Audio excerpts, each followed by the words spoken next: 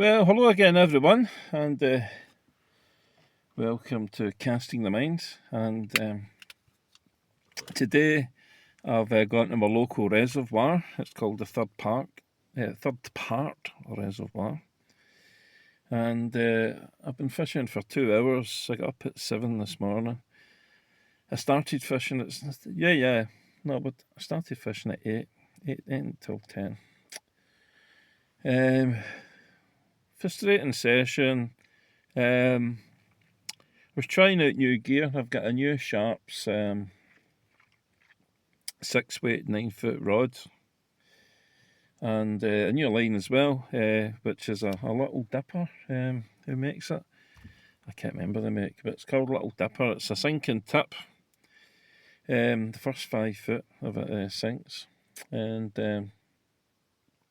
so I started out with two flies. I started out with one dropper. I had a pennant and a kind of a orange thing with a brown palmer tackle, but it's very small.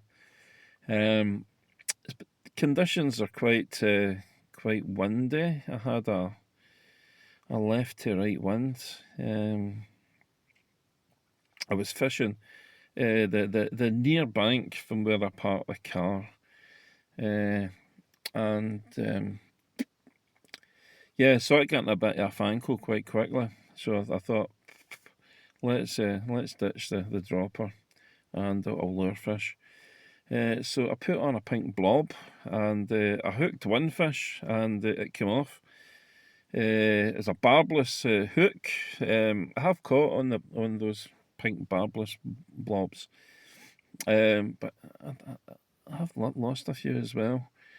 I will continue with the barbless hooks because I do believe in you should do everything you can to think about the welfare of the fish. And I think it keeps up the challenge for yourself too. You don't want things to be too easy. Not that I'm feeling that it is too easy just now. But for the majority of the session, I fished with the pink blob. And I had a wee change of position. I fished closer to the reed bank, and I put on a white cat, which I quickly lost. The loop on my tapered leader gave way. So I retied that with I double knotted it. Hopefully there won't be any problem. And then I put on a black cat with a yellow fluorescent body and a red head. And none of those flies produced any bites whatsoever. It was reasonably quiet. I mean, I was there for 2 hours, and I saw maybe about half a dozen fish jumping in that time. So quite quiet. I should explain. This is the reservoir belongs to my local angling club. It gets stocked twice a year, then it gets battered, and the fishing gets a bit harder. So I'm kind of feeling in need of a confidence boost, really. So the next time I may go to a fishery, where you pay for the day. I have a couple nearby. I have the Haley Bray fishery and the Glenburn fishery, so I'll possibly go to one of them, or the River Garnock. Not that that's likely to boost my confidence just now. That's been fishing quite difficult too. So, what have I learned from today? Kind of frustrating day, which is good for you. But to be frustrated is good. You have to accept your frustrations. You have to accept your failures at times. It's good to be able to do that.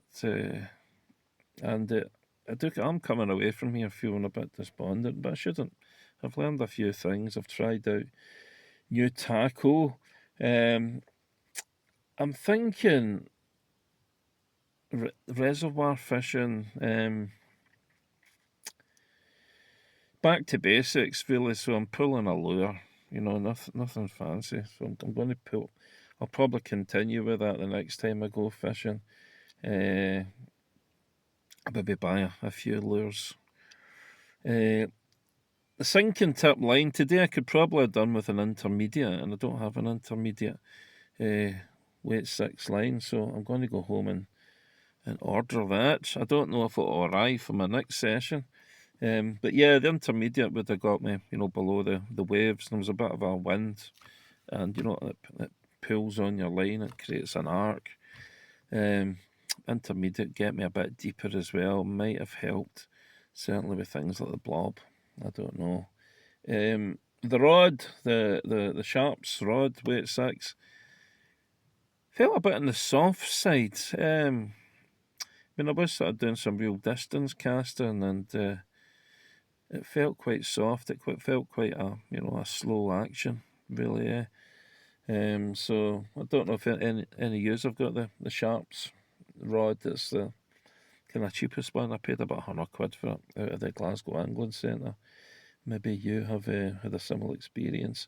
I'm going to persevere with it. A bad workman blames his tools, so I won't let that be me.